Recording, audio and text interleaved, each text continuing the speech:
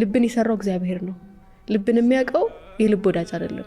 ልብን የሚያውቀው እናት አይደለችም። ልብን የሚያውቀው አባት አይደለም። ልብን የሚያውቁት እምወዳቸው እህቶቼም አይደሉም። ልብን የሚያውቅ መድኃኔዓለም ነው።